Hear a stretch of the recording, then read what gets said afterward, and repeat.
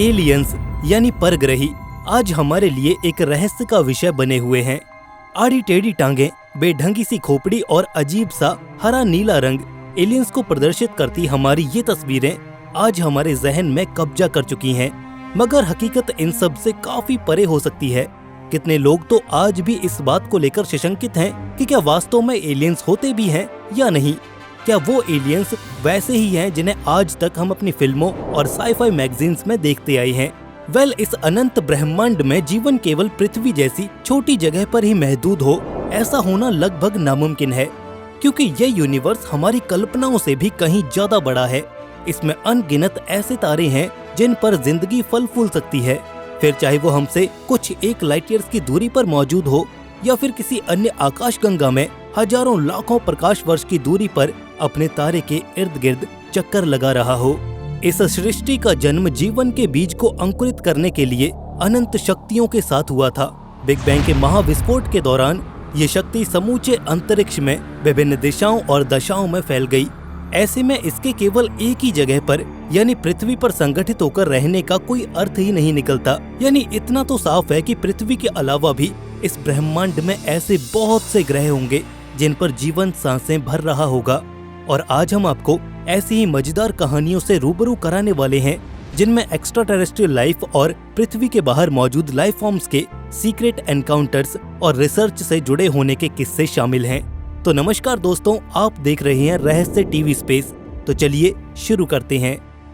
कहते हैं अगर आपको एक बहुत बड़े इलाके पर निगाह डालनी है तो आपको ऊंचाइयों पर जाना होगा, क्योंकि ऊंचाई से सब कुछ साफ नजर आता है। सन 1960 के मई महीने में अमेरिकन डिफेंस हेडक्वार्टर्स पेंटागन द्वारा यूएफओ यानी कि अनआइडेंटिफाइड फ्लाइंग ऑब्जेक्ट्स पर की गई पहली पब्लिक हियरिंग से लेकर एक मिलिट्री एयरक्राफ्ट के रास्ते में लुढ़क रहे सस्पिशियस मेटेलिक स्फीयर की रिकॉर्डिंग तक तमाम चीजों ने हमें एलियंस और उनकी इन रहस्यमय उड़न खटोलों के बारे में चर्चा करने पर बेबस कर दिया है। 2021 में एक FA-18 फाइटर जेट के कॉकपिट विंडो से लिए गए एक वीडियो में महज कुछ फ्रेम्स में नजर आई ये अजीब सी चीज अभी भी कंफर्म नहीं हो पाई है। विमान उड़ा रहे पायलट ने भी इसे देखने का दावा किया, मगर वो भी ये नहीं जानते कि वास्तव में ये क्या चीज है। आगे जब अमेरिकी सेनेट के सांसदों ने नासा अधिकारियों से 2021 की जून में एक रिपोर्ट के बारे में पूछताछ की जिनमें 144 यूएफओज को देखे जाने की जानकारी दी गई थी, तो नासा की तरफ से इस पर कोई साफ जवाब पेश नहीं किया गया। यानी कि उन्होंने इन दावों को ना ही मंजूरी दी है और ना ही इन पर कोई इनकार पेश किया है। चौंकाने वाली बात यह है कि इस रिपोर्ट में मोंटेना स्थित मालस्ट्रॉम एयरबेस पर deployed 10 nuclear international ballistic missiles के अचानक से निष्क्रिय हो जाने का विवरण भी शामिल है। रिपोर्ट के अनुसार जैसे ही रडार सेंसर्स में ये रेड ब्लॉप नजर आया, वैसे ही ये मिसाइल्स इनएक्टिव हो गयी, जबकि होना ठीक इससे उल्टा चाहिए था। इंटरसेप्शन के बाद ऐसा होना वाकई अनएक्सपेक्टेड था। इस पर सफाई पेश करती कुछ नई रिपोर्ट्स में ये दावे किए गए कि ये अनजाने ऑब्जेक्ट्स रूस और चीन के कुछ जासूसी ड्रोन हो सकते हैं। हालांकि इनके एलियन यूएफओ होने की संभावना से भी इनकार नहीं किया जा सकता है। नासा और पेंटागन इसकी जांच करने में जुटे हुए हैं। वो एक ऐसे अभियान पर काम कर रहे हैं जिसके अंतर्गत अंतरिक्ष से आए यूएफओज और अर्थ स्पेसक्राफ्ट के बीच एक बाइफोकेशन लाया जा सकेगा और हम अनआइडेंटिफाइड फ्लाइंग ऑब्जेक्ट्स को भी बारीकी से देख पाएंगे। Number 2, LIGO research for an alien mothership. हमारे अपने आकाश में अजीबोगरीब ऑब्जेक्ट्स की खोज करना एक बात है, लेकिन वैज्ञानिकों ने इन्हें धरती से दूर देखने का एक नायाब तरीका भी खोज निकाला है। दुनिया के सबसे बड़े लेजर्स में से एक अमेरिकन इंफेरोमीटर ग्रेविटेशनल वेव ऑब्जर्वेटरी का इस्तेमाल करके वैज्ञानिकों ने दिसंबर में कहा कि वे नजदीक से होकर गुजरने वाले बड़े एलियन स्पेसशिप द्वारा स्पेस टाइम में क्रिएट किए गए रिपल्स को डिटेक्ट करते हुए उनकी मौजूदगी का पता लगा सकते हैं। और यहाँ पर बड़े से उनका मतलब है बेहद बड़े, तकरीबन प्लेनेट जुपिटर जितने मैसिव एलियन स्पेसशिप्स। वाकई ये सुनने में काफी हैरानकुन लगता है। लिहाजा वैज्ञानिकों ने इस पर सफाई देते हुए कहा कि ये पृथ्वी के इर्द गिर्द 3,26,000 लाइट ईयर्स के एक बेहद बड़े विशाल सर्कल में कहीं भी हो सकते हैं। इस ऑब्जर्वेशनल रेंज को सेट करने की वजह थी इसके मैसिव इफेक्ट को ट्रैक कर पाना। स्पेस टाइम में कर्वेचर ड्रॉज करने के लिए हमें मैसिव बॉडीज की जरूरत पड़ती है जिनका ग्रेविटेशनल इन्फ्लुएंस इतना ज्यादा होता है कि उससे स्पेस टाइम फैब्रिक कॉन्ट्रैक्ट होता है और स्पेस में रिपल्स देखने को मिलती हैं जो कि लाइगो यानी कि laser interferometer gravitational wave observatory की खोज का मुख्य आधार है। और अगर हम इसके रियल टाइम डिटेक्शन में फेल भी होते हैं तो भी उस एलियन स्पेसशिप के फुटप्रिंट्स हमारे लिए किसी बड़ी खोज से कम नहीं होने वाले हैं। इसकी रिवर्स इंजीनियरिंग हमारे लिए टेक्नोलॉजिकल एडवांसमेंट्स और एक इंजीनियरिंग मार्वल के क्रिएशन की ओर संभावनाओं के नए दरवाजे खोल देगा। Number 3, official protocol for contacting aliens. Aliens की तलाश की इन तमाम बातों के बावजूद भी साइंटिस्ट अभी भी इस कश्मकश में फंसे हुए हैं कि अगर हमें उन्हें ढूंढना है तो हमें क्या करना चाहिए। इसलिए नवंबर सन 1984 में कुछ अमेरिकन साइंटिस्ट और पॉलिसी मेकर्स साथ आए और उन्होंने एक खोजी दस्ता तैयार किया जिसे उन्होंने सर्च फॉर एक्स्ट्राटेरेस्ट्रियल इंटेलिजेंस यानी कि SETI कहा। इस कड़ी में उन्होंने एक डिटेक्शन हब की स्थापना करने का ऐलान किया जो कि एक क्रॉस डिसिप्लिनरी ऑर्गेनाइजेशन होगी जिसका काम एस्ट्रोनॉमिकल रिसर्च और पॉलिसी मेकिंग जैसे 2 अलग-अलग विषयों को साथ लाकर एक नया और कारगर एलियन कॉन्टैक्ट प्रोटोकॉल तैयार करना होगा। सन 1989 में search for extraterrestrial intelligence organisation द्वारा एक एलियन कॉन्टैक्ट प्रोटोकॉल ड्राफ्ट किया गया था, मगर ये दस्तावेज काफी हद तक इस बात पर फोकस्ड है कि जैसे एक एलियन डिस्कवरी होने के बाद इस न्यूज को जनरल पब्लिक के बीच कैसे ब्रेक करना है। इसके अलावा उसमें एलियन डिस्कवरीज और रिसर्च के लिए कुछ SOPs यानी कि स्टैंडर्ड ऑपरेटिंग प्रोटोकॉल्स भी डिफाइन किए गए हैं जो कि UN की गाइडलाइंस के अनुरूप हैं। मगर नए प्रोटोकॉल्स हमें इस यूनिवर्स में मौजूद इंटेलिजेंट एलियन सिविलाइजेशन की खोज के लिए प्रोत्साहित करते नजर आते हैं।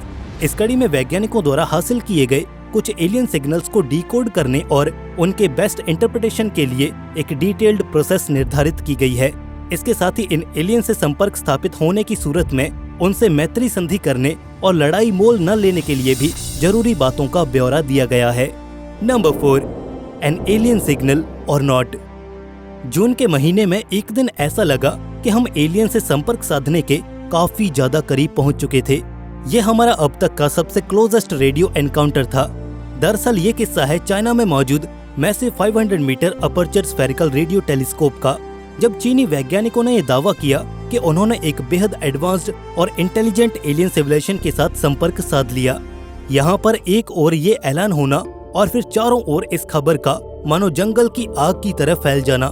चीनी स्टेट मीडिया ने इस खबर की खूब सुर्खियां बनाई, वहीं लोगों ने भी इसे हाथों हाथ लेकर सोशल मीडिया पर मानो अफवाहों की बाढ़ सी ला दी। चीन में चल रही इस उथल पुथल को देखकर जल्द ही इस मामले में इंटरनेशनल मीडिया की भी एंट्री हुई। दावे तो यहाँ तक किए जाने लगे कि हम जल्दी एलियन से सीधे टेक्स्ट पर बातें कर सकेंगे, जस्ट लाइक व्हाट्सएप। मगर जल्द ही ये बुलबुला फूटा और कहानी में एंट्री हुई SETI यानी कि सर्च फॉर एक्स्ट्राटेरेस्ट्रियल इंटेलिजेंस की। SETI के एक वैज्ञानिक डैन वर्थिमर जो कि इन सिग्नल्स पर रिसर्च भी कर रहे थे, उन्होंने हकीकत को दुनिया के सामने रखा।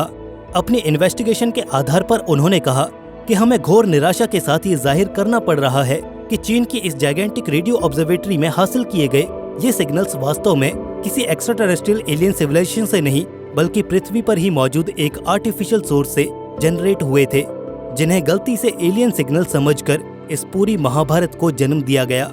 हालांकि ये पहली बार नहीं था जब ऐसी किसी कंफ्यूजन के चलते ये फर्जी खबरें बनी हों। आज से पहले भी कई बार ऐसा हो चुका है जब वैज्ञानिकों द्वारा कैप्चर किए गए आर्टिफिशियल सिग्नल्स को फॉल्सली इंटरप्रेट किए जाने के चलते बहुत सी एलियन कॉन्स्पिरेसी थ्योरीज ने जन्म लिया हो। खैर, number 5, a possible solution to the Fermi paradox. शायद एलियन से संपर्क साधने का सबसे कठिन भाग होगा उन्हें हमसे संपर्क साधने के लिए कन्विंस करना। हमें उन्हें रियलाइज करवाना होगा कि उनका हमसे बात करना वाकई वर्थ रहेगा। हो सकता है कि अभी आपको ये बातें फिजूल लग रही हों, बट ट्रस्ट मी, इन बातों में पॉइंट है। कैसे, मैं बताता हूँ।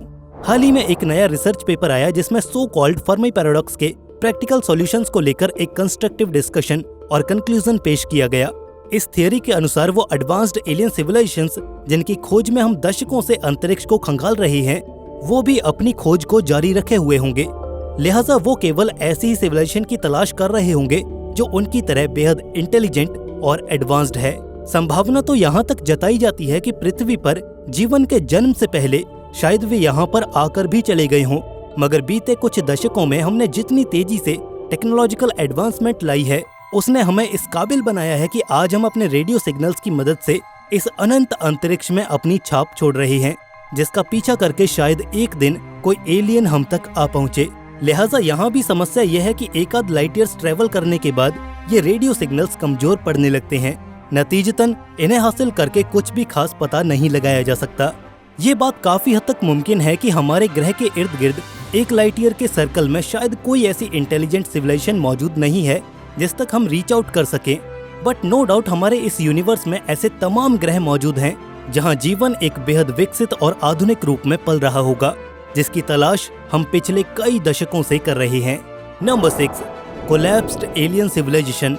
मई के महीने में वैज्ञानिक फर्मी पैराडॉक्स के एक नए सॉल्यूशन के साथ सामने आए। इस बार उन्होंने सुझाव दिया कि सुदूर अंतरिक्ष में मौजूद एलियंस हमसे कभी भी संपर्क साधने का प्रयास नहीं करेंगे, और वो इसलिए क्योंकि उनके विकास के मायने हमसे काफी अलग हैं।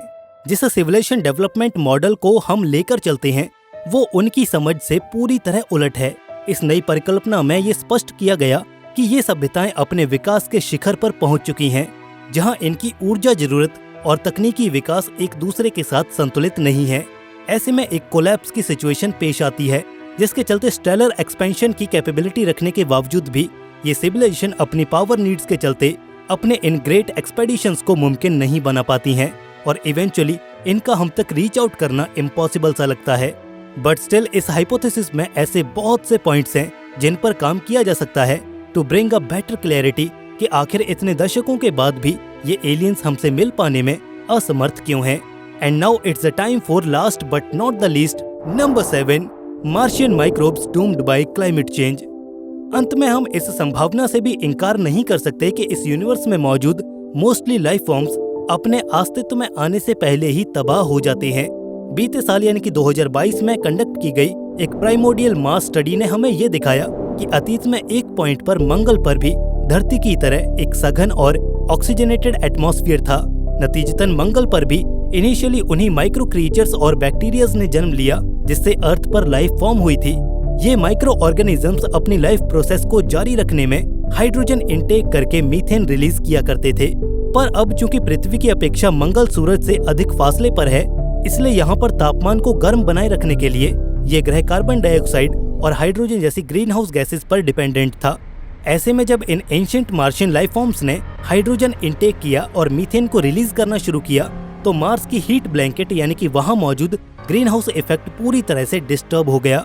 जो हाइड्रोजन उन्हें हीट देता था अब वही डिप्लीट होने लगा, जिसके चलते इस ग्रह ने अपनी हीट गंवानी शुरू कर दी, और एज अ रिजल्ट यहाँ पर काफी हॉस्टाइल सिचुएशंस खड़ी हो गईं, जिसने न केवल वहाँ की लाइफ को दी एंड करने का काम किया बल्कि इस ग्रह के वायुमंडल को भी भारी नुकसान पहुँचाया। अगर वैज्ञानिकों की ये परिकल्पना सही निकली तो इसके साथ एक मतलब और निकल आएगा, और वो ये कि इस ब्रह्मांड में हर जगह पर जीवन जन्म लेता है, लेकिन ये अनिवार्य नहीं है कि वो लंबे वक्त तक एज इट्स ओन सरवाइव कर ही जाए। कई बार ऐसी सिचुएशंस भी सामने आ जाती हैं जहां लाइफ फॉर्म्स अपने ही एक्शंस की वजह से डिस्ट्रॉय हो जाती हैं और अच्छा खासा खिलने वाला चमन बर्बाद होकर बेजान मरघट में तब्दील हो जाता है। तो ये थी एलियन लाइफ और एक्स्ट्रा टेरेस्ट्रियल बीइंग से जुड़ी 7 हैरान करने वाली खोजें। इसमें से आपको सबसे शॉकिंग कौन सी लगी, हमें कमेंट करके जरूर बताइए। अगर आपको ये वीडियो पसंद आई तो इसे लाइक और दोस्तों के साथ शेयर जरूर करें। अंतरिक्ष विज्ञान और ब्रह्मांड से जुड़ी ऐसी ही तमाम अपडेट से जुड़े रहने के लिए रहस्य टीवी स्पेस को अभी सब्सक्राइब करें। धन्यवाद।